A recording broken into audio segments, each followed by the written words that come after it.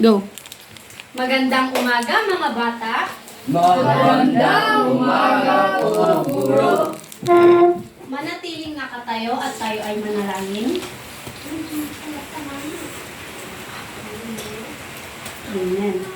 So, bago kayo umupo, may inihanda siguro na pagbati upang mas may energy kayo. So, gagawin muna ni Guro at pagkatapos ay gagawin nating lahat. So, ganito yun. Kumusta, kumusta, kumusta? Kumusta kayong lahat? Ako'y nagagalak, siya't natutuwa. Tralala, tralala, tralala, tralala, tralala, tralala, tralala, tralala, tralala, tralala, tralala, tralala. Nakuha ba ninyo mga bata?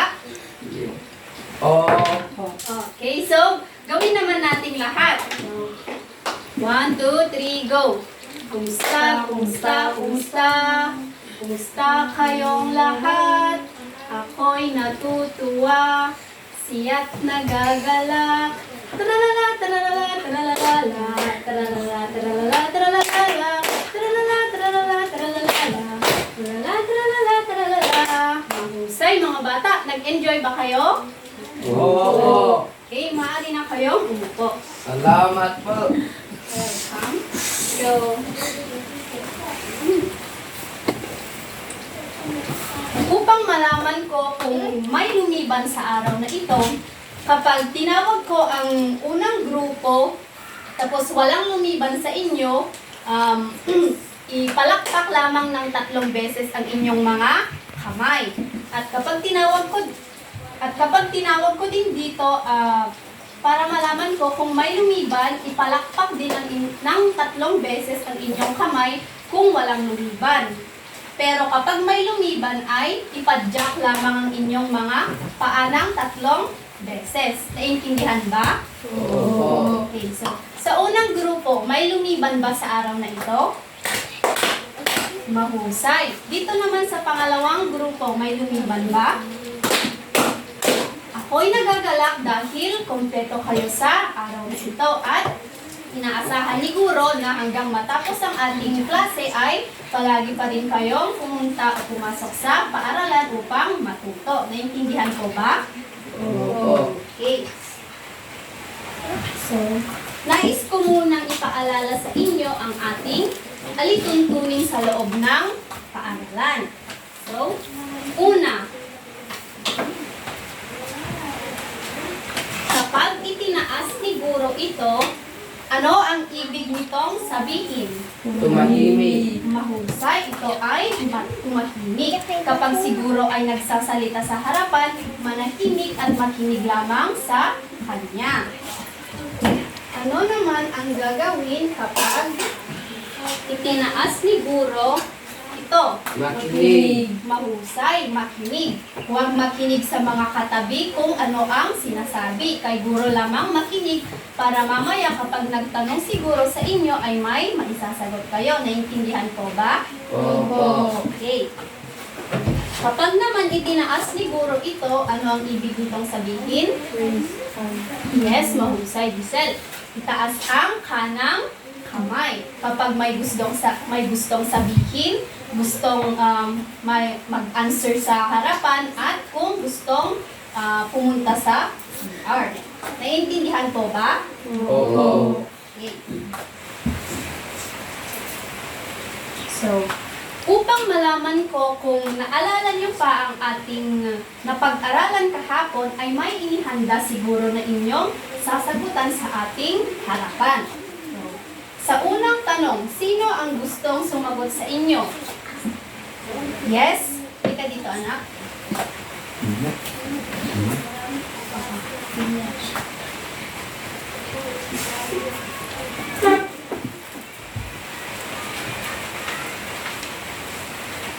Mahusay. Maraming salamat.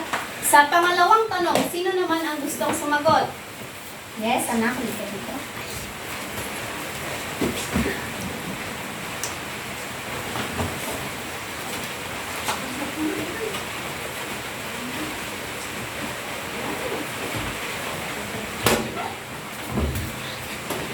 Tama. Maraming salamat.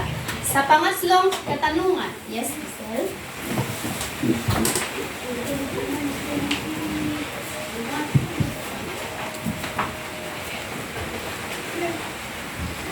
Mahusay. Sa pang-apat na katanungan. Yes?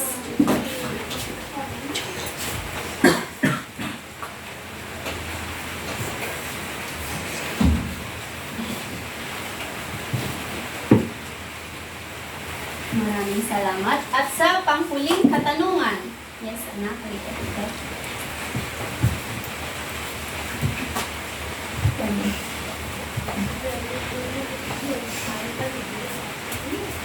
Maraming salamat.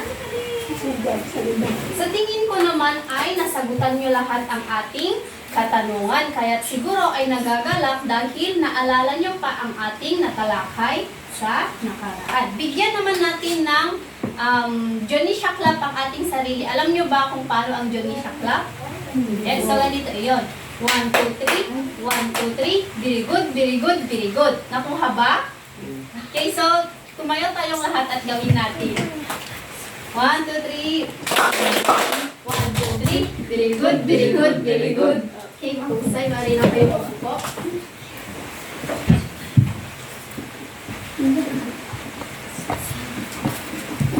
Ngayon naman, upang malaman natin kung ano ang ating pag-aaralan sa araw na ito, ay may inihanda siguro na kung saan may bubuuin kayong mga larawan. Dito sa sobre ay, sa dalawang sobre na ito, papangpatin ko kayo sa dalawang grupo. At ang sobreng ito ay naglalaman ng pamagat ng ating matututunan sa araw na ito. So, ang gagawin lamang ay sa pamamagitan ng mga numero, pagsunod-sunurin ito hanggang mabuo nyo ang salita na tinutukoy dito. Naintindihan ko ba? Opo. Okay, so kung sino ang unang matatapos ay may premyong makukuha mamaya kay guro. Okay, so galingan ninyo. So, ang unang grupo ay ito at ang pangalawang grupo ay dito. Unang grupo. Bibigyan ko lamang kayo ng 3 minuto upang matapos ang inyong gawain. Maaari na kayong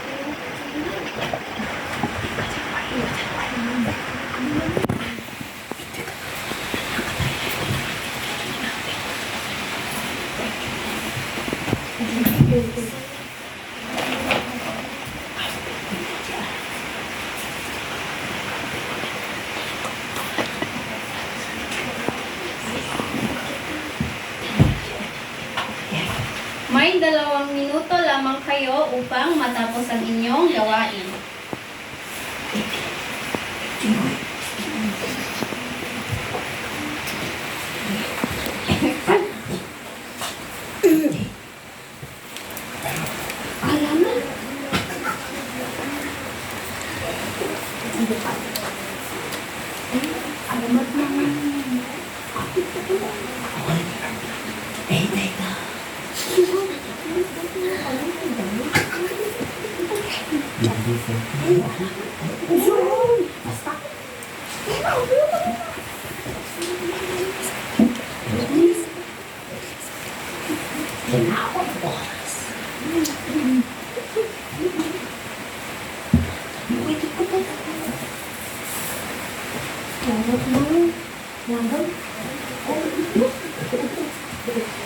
Isang minuto para tapusin ang inyong gawain.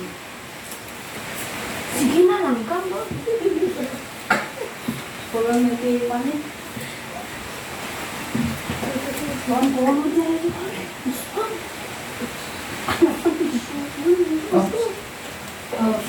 Okay, mahusay ang pangalawang grupo ang unang natapos. Maaari nyong i-place dito sa ating harapan.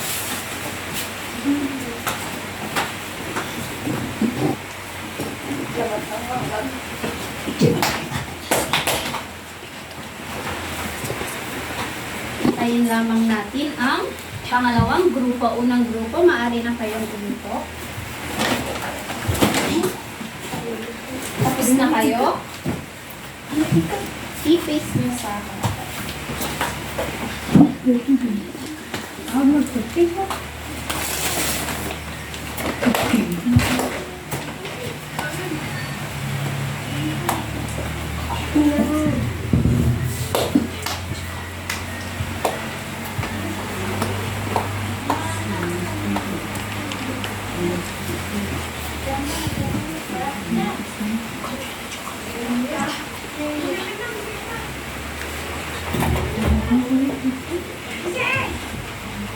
Mahusay. At inyong natapos ang inyong gawain. Ngunit, unang natapos ang pangalawang grupo. Kaya mamaya ay may makukuha kayong premyo kay guro. So, pangalawang grupo, maaari nyo bang basahin ang inyong nabuong mga salita? Basahin? Langgam. Okay, mahusay. Sa unang grupo naman, nabuo din naman nila ang ating salita. Pakibasa na ito. Lawas ng langgam. Mahusay. Siguro ay nagagalak dahil nakuha nyo ng tama ang ating mga salita at nabuo nyo ito. Ngayon, may ipapakita sigurong larawan sa inyo. At mga bata, ano sa tingin nyo ito? Langgam. Mahusay, ito ay langgam. Sa sarili nating lengguwahe, ano naman ang tawag natin dito? Pupun. Sa sarili natin, wow! English pala si ano dahil ang tawag niya sa sariling lengguwahe sa langgam. So, sa ating namang taga-Kalinga, ano ang tawag natin dito? Araka. Yes, mahusay. Ito ay araka. Pero sa lengguwahe naman ng mga Ilocano, tinatawag nila itong Putun. putol. Mahusay. Ngunit alam nyo ba mga bata na may sa wikang Ingles, may kapareho ang ant na pagkabigkas, ngunit magkaiba sila ng ibig sabihin. So, maaari ko, sino sa inyo ang gustong magsulat kung ano ang spelling ng langgam sa Ingles na ant? Spelling ng... Yes. Maaari mo bang isulat ang spelling ng ant?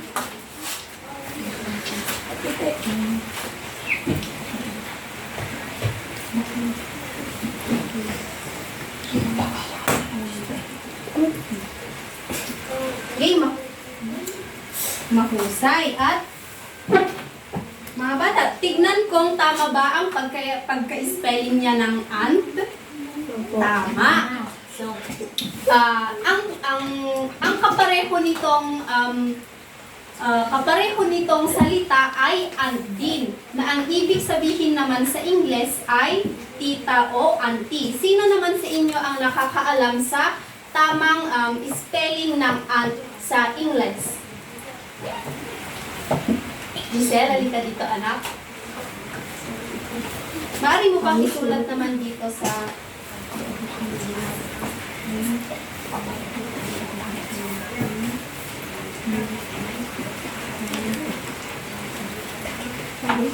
Say, Giselle, maraming salamat. So, pansinin mga bata, ano ang pagkakaiba ng spelling ng dalawa? Pakilakasan? Mayu. Mahusay. May letter U ang ibig sabihin sa wikang Tagalog ay tita o auntie. Pero ang langgam naman sa wikang Ingles ay walang letter U. So, tawag dito, magkapareho sila ng bigkas, ngunit magkaiba sila ng ibig sabihin. Tandaan ito mga bata, okay? Okay, mahusay. So ngayon, handa na ba kayong makinig sa ating kwento patungkol sa langgam? Alamat ng langgam? Okay.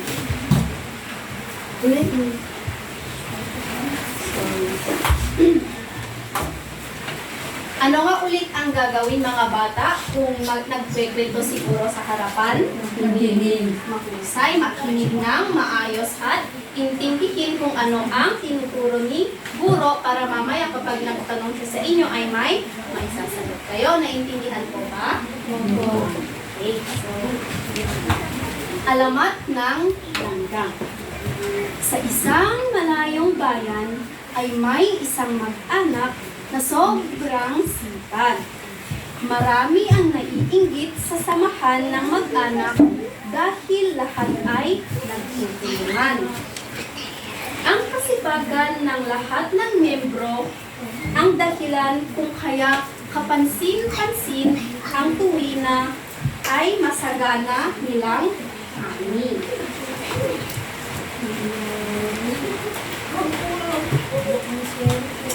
Sa kabila ng masaganang buhay, ay hindi kinakitaan ng pagod ang mag-anak habang gumaganda ang kanilang kabuhayan, ay lalo silang sumisipag. Sila ang gayahin nyo para kayo umilad.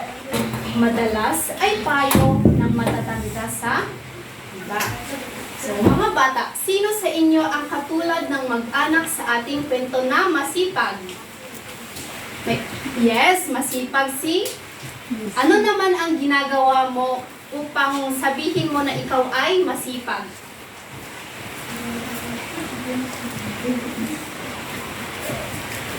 Ano ang mga ginagawa mo sa inyong bahay upang masabi mo na ikaw ay masipag? Magwalis. Mahusay, nagwawalis sa inyong tahanan. Kung ganyan,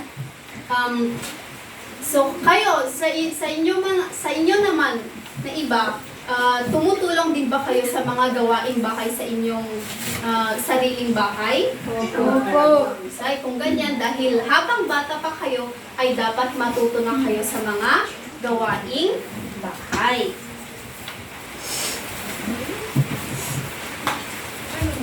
Nagkaroon ng tagutong sa nasabing bayan. Ininsala ng labis na baha ang mga pananim. Karamihan sa mga taga roon ay hindi nakapag-ipon ng makakain dahil nakuntento na lagi silang makapag-tanim. Mga bata, ano ang pinsala na dumating sa kanilang bayan? Yes. Tagbuto. Mahusay. Ang pinsalang dumating sa kanilang bayan ay taggutom.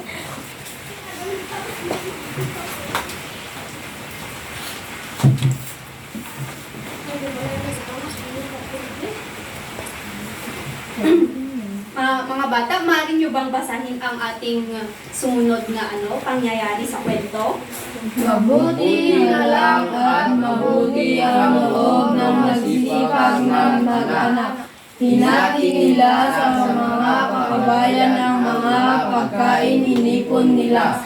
Walang masama na maging handa tayo sa mga panahon hindi inaasahan. Ama ng pamilya, maging aral sana sa lahat ng pangyayaring ito. Okay, so sabi dito na mabuti na lang daw ay nakapag-ipon ang mag-anak at dahil dito ay ang kanilang mga inipon ay hinati-hati nila sa kanilang mga kababayan. So, sa inyo naman mga bata, kapag ba may nakikita kayong mga tao na walang makain o hindi makakain, ay tinutulungan nyo din ba sila o binibigyan nyo din sila ng pagkain? Opo. Opo. Sino naman ang binigyan mo ng pagkain? Mga kaibigan ko po. Mahusay, mga kaibigan. Dahil dyan ay, kapag may mga nakikita kayo o may mga kaibigan kayo na nagugutom o wala silang makain, ay maaari nyo silang hatian o bigyan. Dahil para sa atin ay parang maliit na bagay ito, ngunit sa kanila ay malaking tulong ito sa kanila. Naintindihan ko ba? Opo. Napakayabang mo naman, wika ng isang lalaki na minasama ang narinig. Nakapagbigay ka lang ng kaunti ay ang dami mong sinabi. Wala naman akong intensyong masama. Ibig ko lang, pare-pareho tayong maging handa sa panahon ng pagsubok.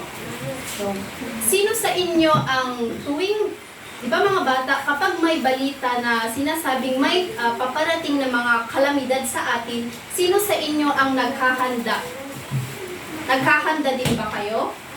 Yes, mahusay. Ano ang mga paghahandang ginagawa nyo? Naghanda po kami ng mga gamit at mga pagkain. Mahusay. Tama ang iyong sinabi. Paghahanda ng mga pagkain at mga kagamitan upang kapag nagkaroon ng kalamidad ay dapat maging handa tayo at may magamit.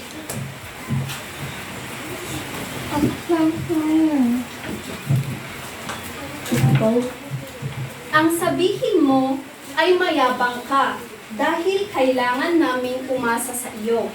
Diin ng lalaki. Natigil lamang ang diskusyon nang mamagitan ang isang matanda. Sinabi nito na mas kailangan nilang magkasundo kaysa mag-away.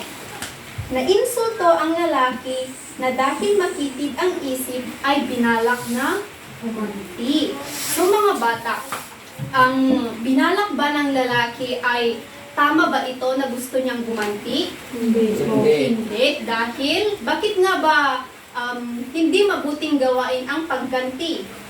Para hindi masaktan ang ibang tao.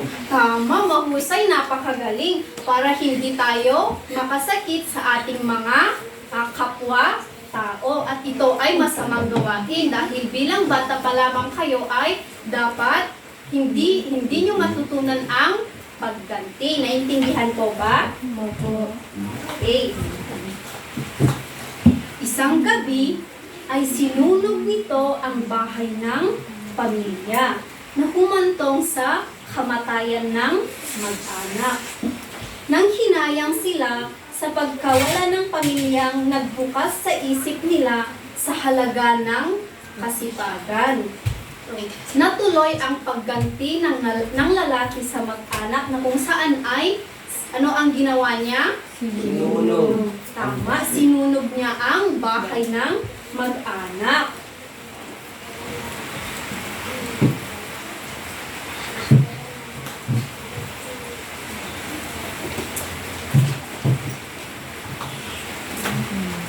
Ilang buwan ang nakaraang malibing ang mag-anak, dalawang matanda ang dumalaw sa nasunog na bahay.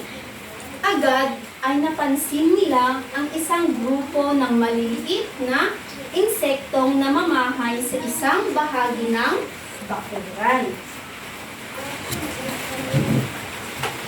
Nakalinya ang mga ito at bawat isa ay may dalang butil na iniipon sa tirahan nila. Alam nila ang mga insektong iyon ay ang masisipag na mag-anak. At mula noon ay tinawag na nila itong mga langgam. So, naintindihan ba ninyo mga batang ating kwento? Opo. Okay, mahusay. Ngayon,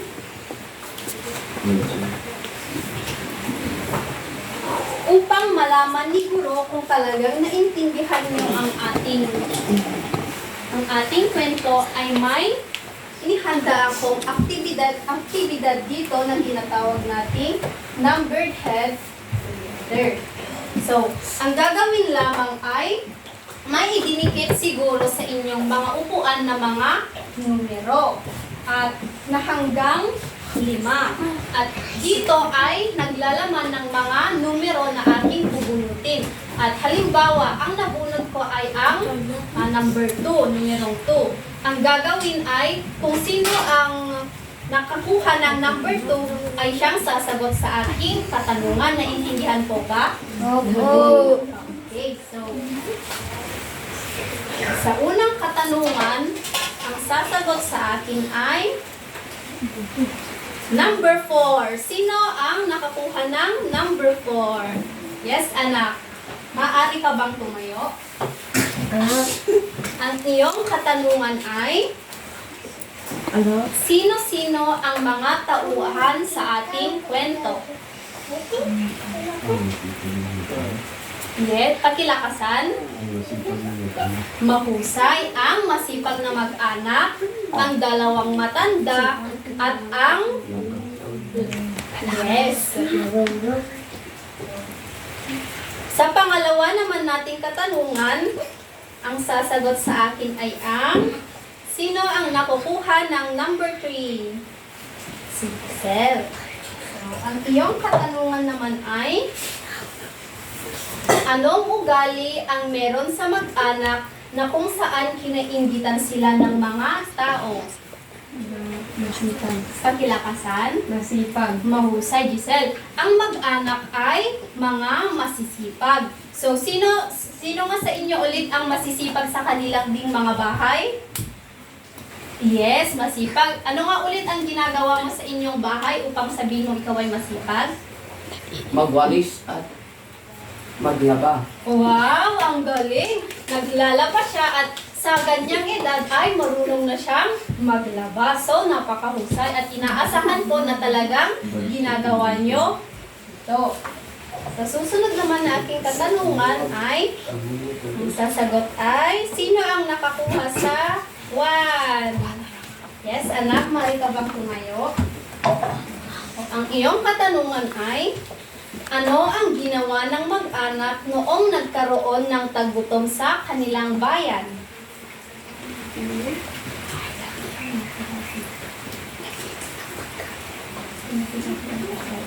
Hinati-hati ang pagkain. Mahusay.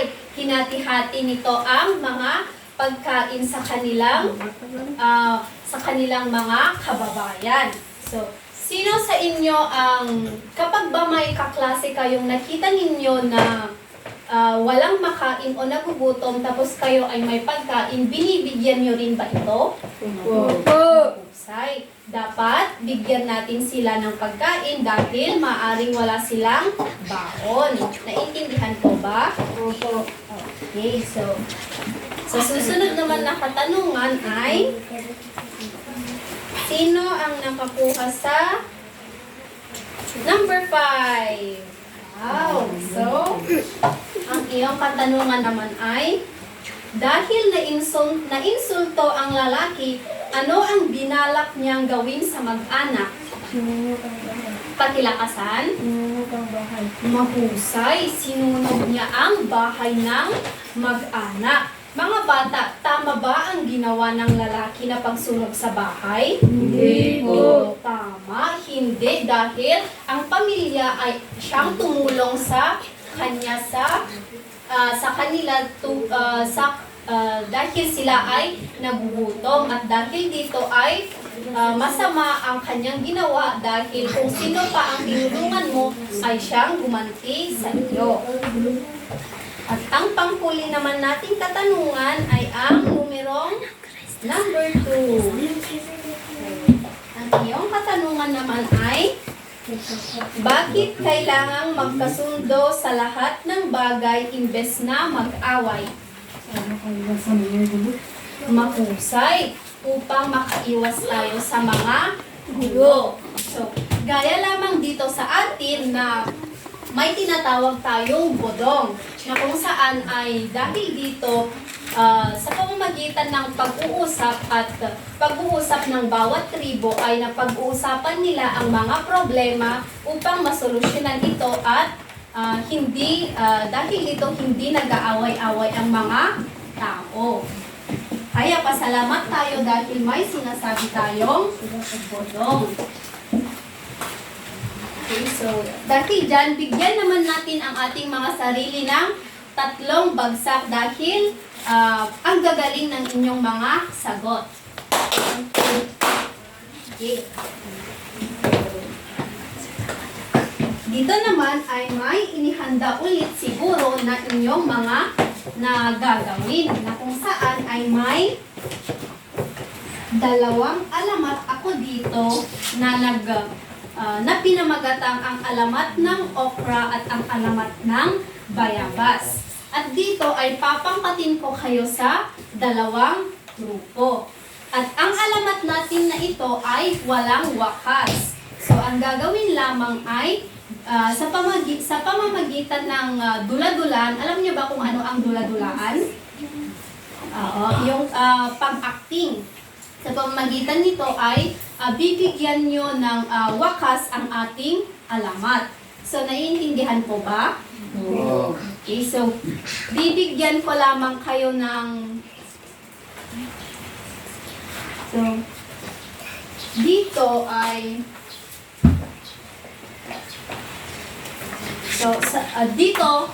dito ang unang pangkat na kung saan ang inyong alamat ay ang alamat ng bayabas. So dito ay sa una babasahin niyo ang ating alamat at wala itong wakas na kung saan ay sa pamagitan ng dula-dulaan ay gagawan niyo ito ng wakas. Naintindihan po ba? Okay, at dito naman sa pangalawang grupo ay ang alamat na inyong gagawin ay ang alamat ng okra. So ang gagawin ninyo ay babasahin din ang ating alamat at wala din itong wakas at bibigyan nyo ito ng wakas sa pamamagitan ng dula-dulaan. Naintindihan po ba? Opo. Okay, so bibigyan ko lamang kayo ng 5 minuto upang tapusin ito. Pero bago kayo pumunta sa inyong mga grupo ay narito ang ating pamantayan sa inyong mga gawain. So una, bibigyan ko kayo ng 10 puntos kapag nakita ko na lahat ng miyembro ay tama ang ginagawa. At 8 puntos naman kung may nakita akong isa na hindi wasto ang kanyang ginawa. At 5 puntos naman kung may nakita akong 2 o madami na miyembro na hindi tama ang ginawa. At sa kooperasyon naman ay bibigyan ko kayo ng 10 puntos kung lahat kayo ay nagtutulong-tulungan. At 8 puntos naman kung may isang miyembro na hindi sumasama o hindi tumutulong. At 5 puntos kung madami naman sa inyong mga kagrupo ang hindi tumutulong sa pagtawa. Sa kabuuan ng 20 points. Ngayon mga bata, bakit nga ba mahalaga na maging masipag tayo sa araw-araw? Bakit mahalagang maging masipag tayo araw-araw?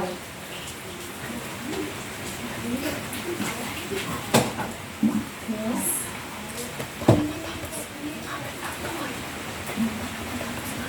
Meron bang nakakaalam sa inyo? Yes. Para makaipon ng pagkain. Mahusay. Maaari kang umupo. Importante na maging masipag tayo araw-araw upang mapadali natin ang ating mga gawain sa ating bahay. So, sa bahay lang ba pwedeng maging masipag tayo? Paano naman sa ating paaralan? Ano ang gagawin ninyo kung nasa paaralan kayo? Ano naman ang gagawin ninyo upang masabi ninyo na kayo ay masipag? Yes? Pakilakasan?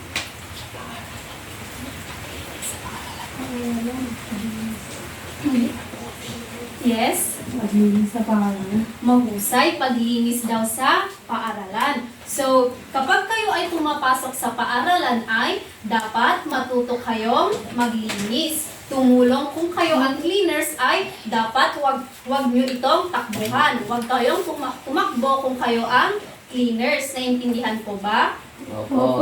Okay, so dito naman sa ating komunidad, paano nyo naman maipapakita ang pagiging masipag ninyo dito sa ating komunidad? Yes, Giselle? Pagbuhat ng mga basura. Tama ang pagpulot ng mga basura. So kung may mga nadaanan kayo na mga basura sa daanan ay dapat pulutin ito at ilagay sa tamang basurahan. Dahil sa simpleng paggawa ng 3 R's, alam niyo ba kung ano ang 3 R's? Yes? Reduce, reuse, recycle. Mahusay, napakagaling. Ito ay ang reduce, reuse, at recycle. Na kung saan dahil dito ay natutulungan natin ang komunidad at ang ating kapaligiran. So, naiintindihan po ba mga bata? Opo. Okay. Ngayon naman ay may inihanda ulit siguro na aktibidad na kung saan ay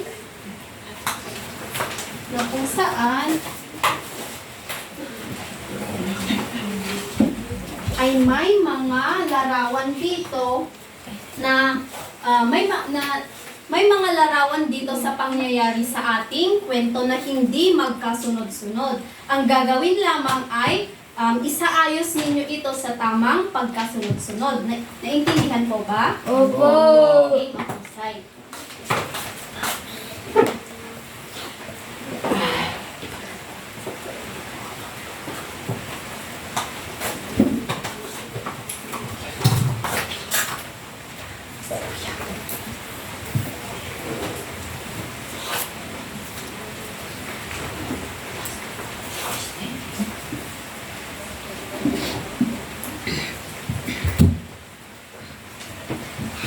Okay, so isasaayos nyo ang mga larawan sa tamang pagkasunod-sunod dito. So, sino ang gustong mag-ayos sa unang larawan? Yes, halika dito anak. Sa tingin mo, saan dito ang unang pangyayari sa ating kwento?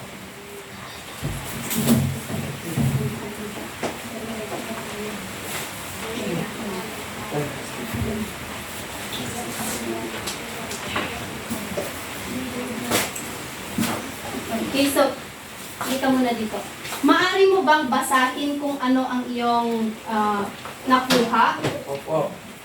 Pakibasa. Sa isang malayong bayan ay may isang mag-anak na sobrang sipag. Mahusay. So, maari mo ba itong idikit dito? Paganito na lang yung gagawin natin.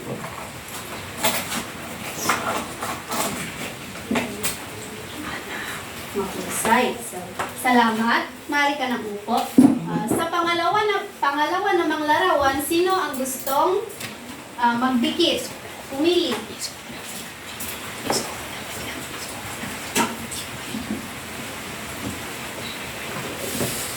Sino? Yes, anak, halika dito.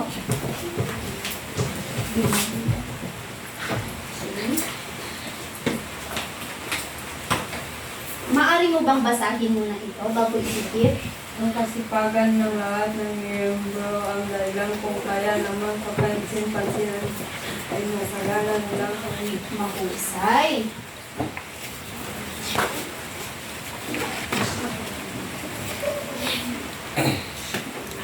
Okay, salamat. Sa pangatlo namang larawan, sino o ano ang susunod sa mga larawan sa tamang pagkakaayos?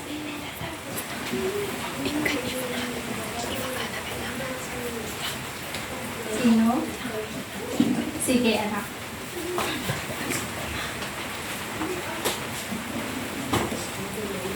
Okay, maaari mo bang basahin muna ito? Habang gumaganda ang kanilang kabuhayan ay lalo silang sumisipag. Okay, mahusay.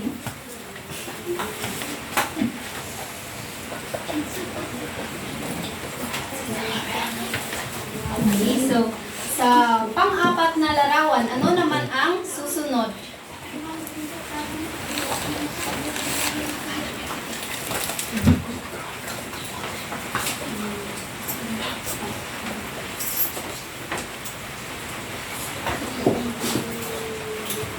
Maaari mo ba muna itong basahin? Nagkaroon ng taggutom sa nasabing bayan. Pininsala ng labis na baha ang mga pananim. Mahusay. Idilit ito. Ano naman ang susunod sa mga larawan?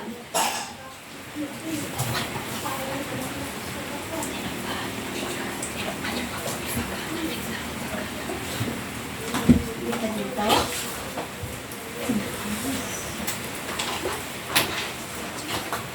Okay, pakibasa mo na ito. Mabuti na lang at mabuti ang loob ng masisipag na mag-anak, hindi hinati nila sa mga kababayan ng mga napagkain inipon nila. Okay, mahusay. So, dikit ito sa harapan. So, hinati daw ng mag-anak ang inipon nilang pagkain. So, mga bata, naalala nyo ba ang pagkakaroon ng bagyo noon doon sa Cagayan na kung saan tayong Kalinga ay tumulong sa kanila sa pamagitan ng pagbibigay ng mga pagkain at mga lumang damit? Opo. Okay, tumulong din ba kayo dito? Opo! Say.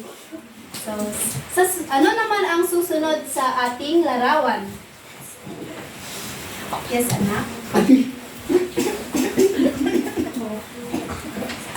Okay, maaari mo ba muna itong basahin? Walang masama na maging handa kayo sa mga panahong hindi inaasahan ang anak-ama ng Kalinga.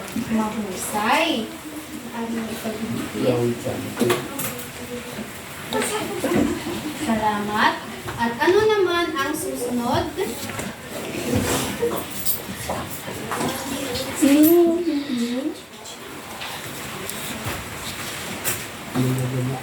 Okay, pakibasa.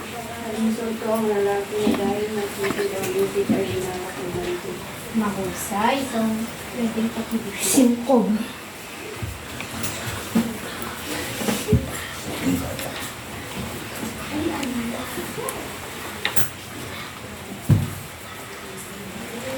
Maraming salamat. At sa susunod naman na larawan,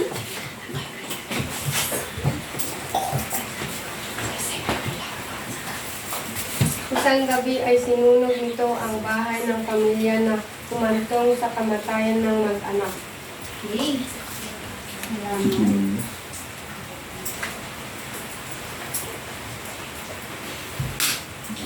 Salamat. So, ano naman ang susunod?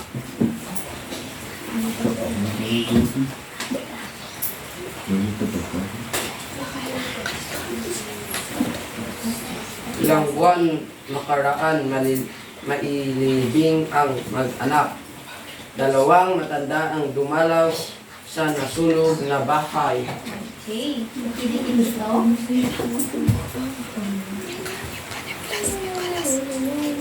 Maraming salamat. At ang panghuli.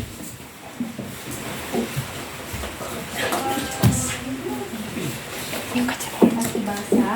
Agad-agad ay napansin nilang ang isang mulang maliliit na insekto itong nagmamahay sa isang bahagi ng mundo. Alam nilang ang mga insektong ito ang masisipag na mag-anak, nilawag nila itong mga Okay, maraming salamat.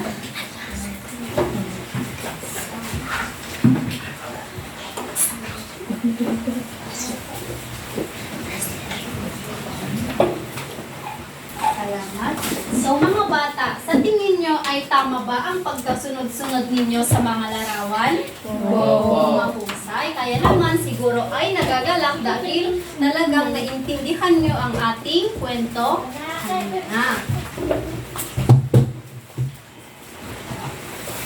Ngayon naman ay may inihanda gawain siguro na inyong gagawin upang malaman ko kung naiintindihan nyo ba talaga ang ating aralin sa araw na ito, na kung saan ito ay tinatawag nating, ang gagawin nyo ay tutukuyin nyo lamang kung ang isinasaad sa pangungusap ay tama. At kung tama ang pangungusap ay iguguhit nyo ang masayang mukha.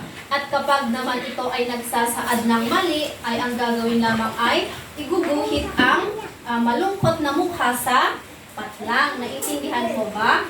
Opo.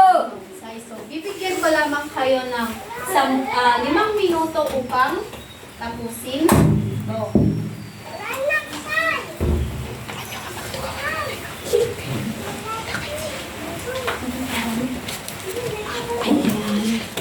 Okay, so, para naman sa inyong takdang aralin ay pakibasa ito mga bata. Ano to? Sa kalahating papel, sumulat ng maikling salaysay batay sa sariling karanasan patungkol sa temang pagtulong sa kapwa. Okay, maraming salamat. So, ang gagawin nyo daw ay sa kalahating papel ay sumulat ng maikling salaysay batay sa sariling karanasan patungkol sa temang pagtulong sa kapwa. Naintindihan po ba? Opo. Okay, so maaari na bang kayong tumayo? Okay, so paalam mga bata. Paalam po, guro. Okay, maraming salamat.